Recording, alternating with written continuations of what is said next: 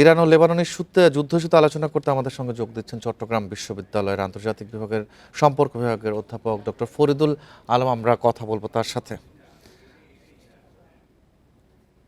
Doctor Faridul Alam, আপনাকে ধন্যবাদ আমাদের সাথে যুক্ত হওয়ার জন্য।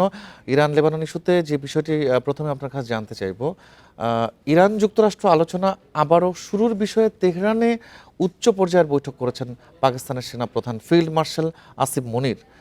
তবে ইরানের পররাষ্ট্র মন্ত্রণালয়ের মুখপাত্র ইসমাইল বাখাই জানিয়েছেন যে আলোচনার জন্য নতুন কোনো তারিখ নির্ধারণ করা হয়নি। সব মিলিয়ে যুদ্ধ পরিস্থিতি এখন কোন দিকে যাচ্ছে বলে মনে করছেন আপনি? আপনাকে ধন্যবাদ। যুদ্ধ পরিস্থিতি আপাতত বিরতির মধ্যে আছে, এটি একটি বড় স্বস্তির বিষয়, কিন্তু স্বস্তিটিকে আমরা বলতে পারি যে আপাতত স্বস্তির মধ্যে আমরা রয়েছি। যে পর্যন্ত না একটি স্থায়ী যুদ্ধ বিরতি হয় সেই পর্যন্ত কিন্তু একটি সংখ্যাও পাশাপাশি থেকে যায়। তবে যে বিষয়টি আমরা অনুমান করতে পারছি এই মুহূর্তে, সেটি হচ্ছে গত ইসলামাবাদ বৈঠকের পরে মার্কিন যুক্তরাষ্ট্র এবং ইরানের প্রতিনিধি দল যার যার দেশে ফিরে যাওয়ার পর মার্কিন যুক্তরাষ্ট্র বিশেষ করে তারা যে বিষয়টি বলার চেষ্টা করছে যে তারা আলোচনাটিকে আবার চালিয়ে নিয়ে যেতে চায়, এবং এখানে আমরা যেটা দেখছি যে ইরানের পক্ষ থেকে বারবার কিন্তু এখানে আস্থাহীনতার বিষয়টিকে তুলে ধরে আনা হয়েছে।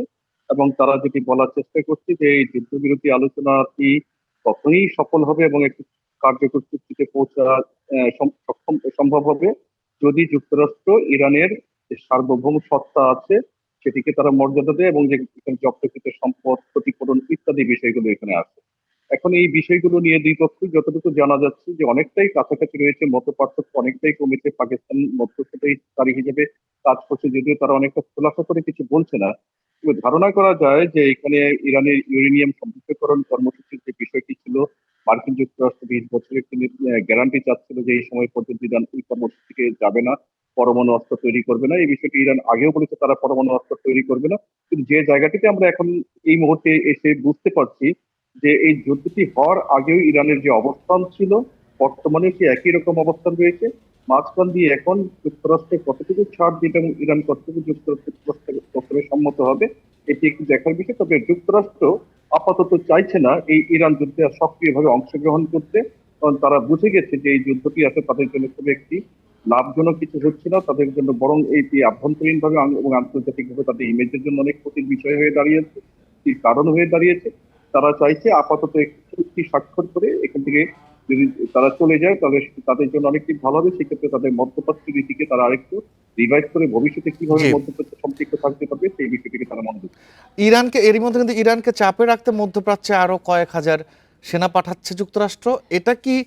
এইটা কি শর্ত মেনে নিতে ইরানের উপর চাপ সৃষ্টির একটা কৌশল, নাকি যুদ্ধ আরো তীব্র করার একটা চিন্তা বা যুদ্ধ ধরে রাখার কৌশল? না দেখেন, এই ধরনের কোনো কৌশল যে ইরানের ক্ষেত্রে চাপিয়ে দিলে ফলপ্রসূ হবে না এটি কিন্তু মার্কিন যুক্তরাষ্ট্র বুঝে গেছে। কেন মার্কিন যুক্তরাষ্ট্র গত বছরের 12 দিনের যুদ্ধে যেভাবে 3টি পরমাণু কেন্দ্রে তারা হামলা চালিয়েছে জি2 বোমারু বিমান দিয়ে, এবং এইবারও আপনি বলছেন যে তারা নতুন করে সৈন্য পাঠানোর কথা বলছে। তারা তো এর আগেও তারা এই ধরনের হুমকি দিয়েছে যে ইরানে তারা প্যারাট্রুপার পাঠাবে, স্থল বাহিনী পাঠাবে, এবং ইরানে তারা খাট দ্বীপকে পুরো ধ্বংস করবে, বিদ্যুৎ অবকাঠামোকে ধ্বংস করে ইরাককে পুরো অন্ধকার করে দেবে। এই ধরনের অনেক বড় বড় হুমকি সত্ত্বেও ইরান যেহেতু পর্যদস্ত হয়নি, কাজে এটি খুব বড় কোনো বিষয় নয়। এবং এটি আপনাদের সংবাদে যেটি বলছেন যে মার্কিন কংগ্রেস এখন বা সিনেট তাদের যে আইন প্রণেতারা এই বিষয়ে কিন্তু তারা একমত হতে পারছে না। ডোনাল্ড ট্রাম্প এই ধরনের পদক্ষেপগুলোকে মার্কিন যুক্তরাষ্ট্রের আভ্যন্তরীণ রাজনীতিও কিন্তু সমর্থন দিচ্ছে না। সুতরাং ডোনাল্ড ট্রাম্প এটিকে বলেছেন এবং কার্যকরভাবে তিনি যেটি করতে সক্ষম হবেন সেটি বলা যাচ্ছে না। কারণ আপনি দেখেন যে নৌ অবরোধ তারা যেটি আরোপ করার 3 দিনের মধ্যে ট্রাম্পকে ঘোষণা দিতে হলো যে তারা নৌ অবরোধ প্রত্যাহার করে দিচ্ছে। অর্থাৎ যে বিষয়টি বোঝা যাচ্ছে যতটুকু তারা আসলে যে গর্জন করছে বাস্তব অবস্থায় ততটুকু আসলে যে সফল হবে না এবং এটি সম্ভব হবে না, এটা তারা বুঝে গেছে। আমার কাছে মনে হয় যে এদিকে না গিয়ে বরং এই ধরনের হুমকি ধামকি তাদের যুদ্ধবিরতি নিয়ে আলোচনাকে আরো ক্ষতিগ্রস্ত করবে। এই ধরনের আলোচনার আগে এই ধরনের কথা না বলে বরং আলোচনাটি যেন অনুষ্ঠিত হয় সেদিকে যুক্তরাষ্ট্রের মনোযোগ দেওয়া উচিত, এবং পাশাপাশি আমরা যেটি দেখছি সেদিকে তারা মনোযোগী হচ্ছে। এবং যুক্তরাষ্ট্রের বার্তাগুলো কিন্তু পাকিস্তানের মাধ্যমে কিন্তু আদান প্রদান হচ্ছে, যেটি ইরানের কাছে গেছে। এবং সৌদি আরব নিজেও কিন্তু আপনি দেখেন যে পাকিস্তানের প্রধানমন্ত্রীকে তিনি বিশেষ আমন্ত্রণ করে সৌদি আরবে নিয়েছেন এবং সেখানে সৌদি আরবে কিছু বলার চেষ্টা করছে যে মধ্যপ্রাচ্যের অপরাপর দেশগুলো এই ধরনের যুদ্ধকে আর চাইছে না, তারাও একটি কার্যকর যুদ্ধবিরতি চাইছে। কেননা এই যুদ্ধে মার্কিন যুক্তরাষ্ট্র এবং ইসরায়েলের বিপক্ষে ইরান যেভাবে রুখে দাঁড়িয়েছে, তার বিপরীতে কিন্তু আপনি দেখেন যে উপসাগরের দেশগুলো যেখানে মার্কিন ঘাঁটি রয়েছে, তারা কিন্তু কম বেশি ক্ষতিগ্রস্ত রয়েছে। মার্কিন নিরাপত্তা বলয় তাদেরকে কার্যকর অর্থে সেরকম কোনো নিরাপত্তা দিতে সক্ষম হয়নি। আদতে যেটি বোঝা যাচ্ছে ভবিষ্যৎ তাদের জন্য জি। আরো একটু ইরানের যে বন্দরগুলো রয়েছে ডক্টর ফরিদ, বন্দরগুলোতে মার্কিন নৌ অবরোধ অব্যাহত থাকলে পারস্য উপসাগর এবং ওমান উপসাগরের পাশাপাশি লোহিত সাগরের বাণিজ্য পথ বন্ধ করে দেওয়ার হুঁশিয়ারি কিন্তু ইরান দিয়েছে। এরপরেই হরমুজ প্রণালী থেকে অবরোধ তুলে নেওয়ার ঘোষণা দিয়েছে ডোনাল্ড ট্রাম্প। তো এই মধ্যপ্রাচ্যের নৌপথে ইরানের এমন আধিপত্যের কারণ আসলে কি? না, আধিপত্যের বিষয়টি খুব সহজ। আপনি দেখেন হরমুজ প্রণালীটি কৌশলগতভাবে এত নিরাপদ, এত গুরুত্বপূর্ণ একটি প্রণালী এবং আপনি জানেন ইতিমধ্যেই জেনেছেন যে বৈশ্বিক তেল গ্যাস আমদানির একটা বড় অংশ 20% তেল কিন্তু এই পথে যাতায়াত করে।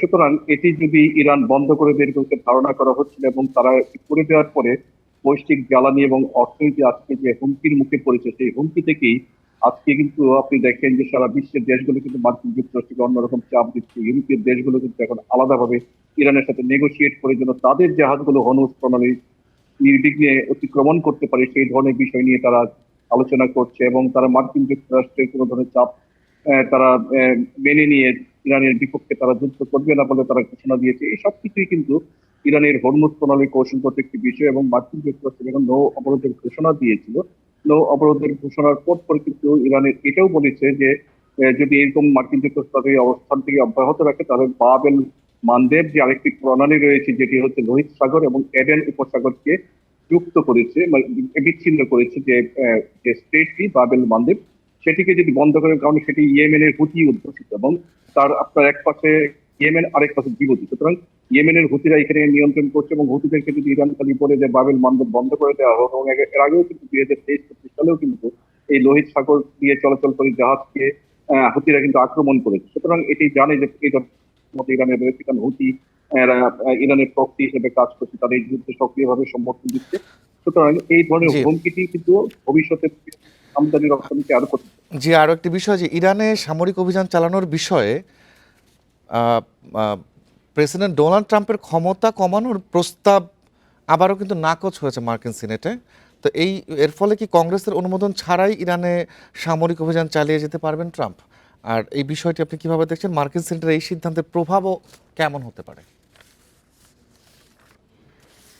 আপনি না দেখেন এখানে আহ, কংগ্রেসের অনুমোদন ছাড়া তো তিনি এতদিন চালিয়ে গেছেন এই হামলাটি চালিয়ে গেছেন, কিন্তু সবসময় কংগ্রেসের অনুমোদন নিয়ে মার্কিন যুক্তরাষ্ট্র যদি তার ক্ষমতাকে চর্চা করতে চান বা চর্চা করতে থাকেন, সেটিরও কিন্তু একটি একটি নেগেটিভ কনসিকুয়েন্সেস সেগুলো থাকতে পারে এবং সেটি কিন্তু আমরা ইতিমধ্যে যেটা দেখছি মার্কিন যুক্তরাষ্ট্রে যে জনসমর্থন, সেই জনসমর্থন কিন্তু সেদিকে যাচ্ছে না। জি। মার্কিন আইন প্রণেতারা বিভিন্ন জন বিভিন্ন রকম মার্কিন সেনাবাহিনীর ভেতর থেকে, এবং গতকালকে দেখছিলাম মার্কিন সিআইএ এর সাবেক প্রধান তিনি মার্কিন প্রেসিডেন্টকে নিয়ে তিনি অনেক কটাক্ষমূলক কথাবার্তা বলেছেন। সুতরাং এখানে সিনেট এবং কংগ্রেসের মধ্যে একটি ভারসাম্যের একটি বিষয় রয়েছে।